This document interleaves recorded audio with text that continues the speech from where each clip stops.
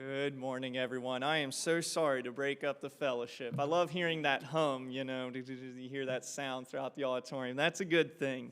That's a good thing. I'm glad. Brothers and sisters in Christ need to be together, and this is just a reminder of that. Well, I'm glad to see all of you here today. Go ahead and have a seat, kids. Welcome to the service.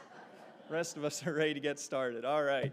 Well, I'm glad to see each of you here, and it's just a joy to get to be together again as a church family, and so I'm glad to see all of you. How many of you, I have to ask this question, how many of you got that little bit of rain last night? I'm curious.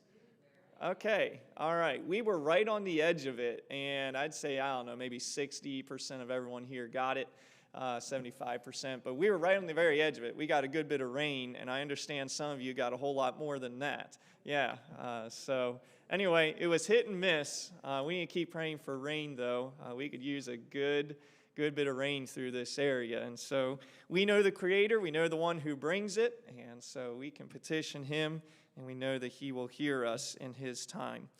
Well, I'm glad to see you. I'm excited about the message this morning and what God's going to do through it and what He's been teaching me through it. Let's go to the Lord in prayer and ask Him to work in our hearts.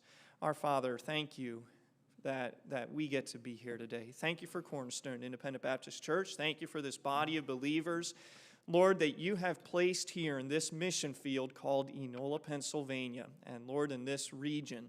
Father, you have put us here to be a lighthouse, to be salt and light in this community. I pray that you will help us to do that. Lord, as we live our lives day by day in our communities, as we rub shoulders with the unsaved, Father, help us to be light. Help us to be representatives, ambassadors of Jesus Christ. And so, Lord, you've placed us here. You have a purpose for us to be here, and it's to bring glory to your